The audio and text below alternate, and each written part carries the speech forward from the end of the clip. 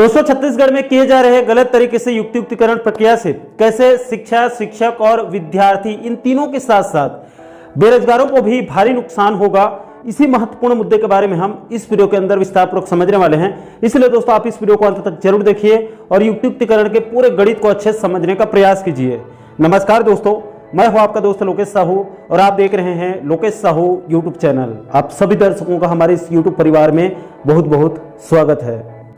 दोस्तों, जैसे कि आप सभी साथियों को पता होगा कि इस वक्त शायद सरकार प्रदेश में अतिशय शिक्षकों और कम दर्जे संख्या वाले स्कूलों का युक्तियुक्तिकरण करने जा रही है, जिसके लिए स्कूल शिक्षा विभाग की तरफ से नया समय सारणी जारी कर दिया गया है, जिसके मुताबिक शालाओं का युक्तियुक्तिकरण 25 मई 2025 तक पूरा कर दिया जाएगा और शिक्षकों का युक्तियुक्तिकरण 10 जून 2025 तक पूरा कर दिया जाएगा। यानी कि आप मानकर चलिए, नया शिक्षा सत्र शुरू होने से पहले शालाओं और शिक्षकों का युक्तियुक्तिकरण प्रक्रिया पूरी कर दी जाएगी।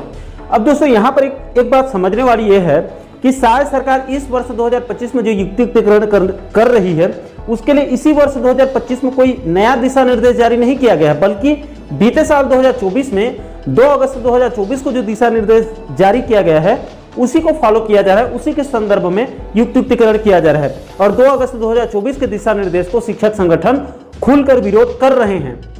क्योंकि इनका कहना है कि इस युक्तियुक्तिकरण प्रक्रिया में जो कम दर्जे संख्या वाले स्कूलों और अतिशय शिक्षकों का युक्तियुक्तिकरण किया जा रहा है उसका तो स्वागत किया जा रहा है, लेकिन जो 2008 के सेटअप में छेड़छाड़ किया जा रहा है, जिसमें शिक्षकों की संख्या को कम किया जा रहा है, उसका खुलकर विरोध किया जा रहा है। दोस्तों, इसी कड़ी में इसी मुद्दे को लेकर छत्तीसगढ़ सहायक शिक्षक समग्र शिक्षक फेडरेशन के प्रदेश अध्यक्ष मनीष मिश्रा जी ने जानकारी देते हुए बताया कि आज सुबह मेरी उनसे बात भी हुई थी, जिसमें मिश्रा जी ने बताया कि उनके नेतृत्व में सहायक शिक्षक समग्र शिक्षक फेडरेशन की एक टीम, जिसमें मनीष मिश्रा सर जी के साथ साथ कार्यकारी प्रदेश अध्यक्ष सिराज बख्श जी, सचिव ईश्वर चंद्राकर और बाबूलाल के साथ साथ और भी अन्य पदाधिकारियों की एक टीम कल 14 मई 2025 को डीपीआई मंत्रालय पहुंचकर उच्च अधिकारियों से मुलाकात करके उनको मुख्यमंत्री और मुख्य स्कूल शिक्षा विभाग के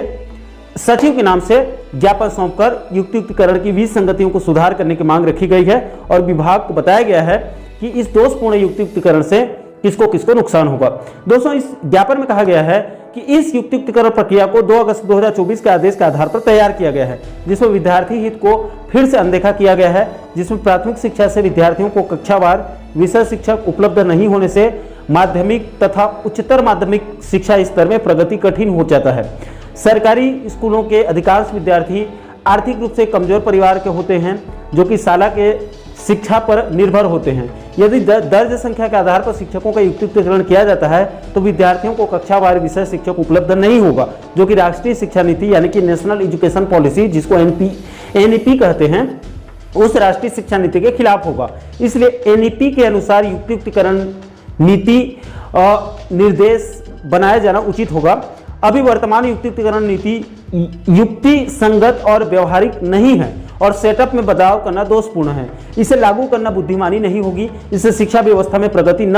होकर अध्ययन अध्यापन का पतन हो जाएगा। यदि विद्यार्थियों का प्राइमरी लेवल से भाषा और विषय अवधारणा में प्रगति नहीं होगा तो मिडिल और हायर सेकेंडरी में इसका अच्छा रिजल्ट नहीं आएगा। इसमें शहर और ग्रामीण क्षेत्र के वातावरण में भी अंतर होता है। बच्चों को सेटअप अनुसार गुणवत्तापूर्ण शिक्षा मिलना बहुत जरूरी है। दोस्तों, सहायक शिक्षक समग्र शिक्षक फेडरेशन अपने पत्र में आगे विद्यालयों की स्थिति और कहां पर क्या क्या दोष है और किसको किसको नुकसान होगा उसको आगे एक एक करके बताया गया है, जिसको आपको कम समय में बिल्कुल संक्षिप्त में बताने का प्रयास करूंगा ताकि वीडियो ज्यादा लंबा ना हो जाए।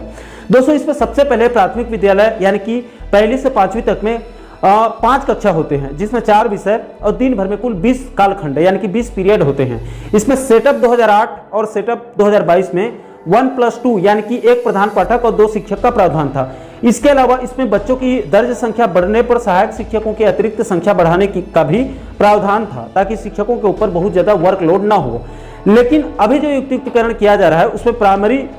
स्कूलों में 1+1 कर दिया गया है, यानी कि प्राइमरी स्कूलों में सिर्फ 1 प्रधान पाठक और 1 शिक्षक ही रहेंगे। अब दोस्तों, यहाँ पर सवाल यह है कि 1 से 5वीं तक के 5 कक्षाओं को सिर्फ 1 प्रधान पाठक और 1 शिक्षक ही कैसे संभाल पाएंगे, और ऊपर से कई प्रकार के अन्य गैर शिक्षकीय कार्य भी दिए जा रहे हैं। इसलिए इस युक्तियुक्तिकरण का विरोध हो रहा है। दोस्तों इसी प्रकार से यहाँ पर आप पूर्व माध्यमिक शाला यानी कि कक्षा 6वीं से 8वीं तक के स्कूलों में सेटअप 2008 और सेटअप 2022 में 1+4 का नियम है, लेकिन इसमें भी युक्तिकरण 2024-25 के तहत एक शिक्षक को कम करके 1+3 कर दिया गया है। इसी प्रकार से हाई स्कूल यानी कि कक्षा 9वीं और 10वीं में दर्ज संख्या के अनुपात में अतिरिक्त व्याख्याता का पद स्वीकृत है, उसको भी समाप्त करने का प्लान है। इसी प्रकार से हायर सेकेंडरी स्कूल यानी कि 11वीं और 12वीं में दर्ज संख्या के अनुपात में अतिरिक्त व्याख्याता पद स्वीकृत करने का नियम है, इसको भी समाप्त करने की योजना बनाई जा रही है। इस प्रकार से सेटअप 2008 और सेटअप 2022 में छेड़छाड़ करने और पदों की संख्या को घटाने की वजह से शिक्षक संगठन खुलकर इस युक्तिकरण का विरोध कर रहे हैं। इसके बाद लास्ट पेज में यहाँ पर कहा गया है कि इन सभी तथ्यों को देखते हुए primary school, middle school, high और हायर सेकेंडरी स्कूलों के सेटअप में बदलाव करना शिक्षा व्यवस्था के लिए घातक है। विषय अध्यापन व्यवस्था कैसे होगा, इस पर बिना दर्ज संख्या के आधार पर शिक्षकों की पोस्टिंग करने की युक्तिकरण नीति शिक्षा व्यवस्था के लिए आत्मघाती कदम है, जिसके कारण न केवल वर्तमान पदस्थापना बर्बाद होगा बल्कि भविष्य में होने वाले प्रमोशन की व्यवस्था भी पूरी तरह से प्रभावित होने वाली है। साथ ही साथ प्राइमरी और मिडिल स्कूल के विद्यार्थियों को विषय और कक्षा शिक्षक से वंचित होना पड़ेगा। इसको लेकर शिक्षकों में भारी आक्रोश है, तो शिक्षा की गुणवत्ता में कैसे सुधार होगा। दोस्तों इस पत्र में आगे कहा गया है कि शिक्षक विहीन विद्यालयों के विद्यार्थियों के लिए कक्षावार विषय शिक्षकों की उपलब्धता उचित है, लेकिन जिन विद्यालयों में विद्यार्थियों के लिए विषय शिक्षक उपलब्ध हैं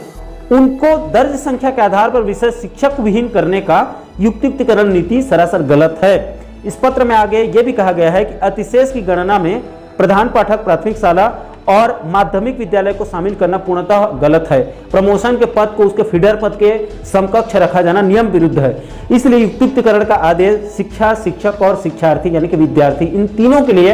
अहितकारी है। इसमें इन तीनों वर्गों का भारी नुकसान होगा। इस पत्र में छत्तीसगढ़ सहायक शिक्षक समग्र शिक्षक फेडरेशन ने यह भी बताया है कि इस युक्तिकरण के दोषपूर्ण निर्देशों में सुधार करना आवश्यक है। इसको लेकर बीते वर्ष भी शिक्षा सचिव और डीपीआई के डायरेक्टर से मुलाकात करके सभी तथ्यों से उनको अवगत कराया गया था, लेकिन तथ्यों की जमीनी हकीकत को युक्तिकरण 2025 में फिर से नजरअंदाज कर दिया गया है। इसलिए सभी तथ्यों को संज्ञान में लेकर दोषपूर्ण युक्तिकरण पर रोक लगाने की अपील की है और इस ज्ञापन को अधिकारियों के अवलोकन के लिए कल 14 मई 2025 को डीपीआई में जमा किया गया है, वहां पर सौंपा गया है, जिसका पावती आप यहां पर देख सकते हो, उनका सील सिग्नेचर वगैरह।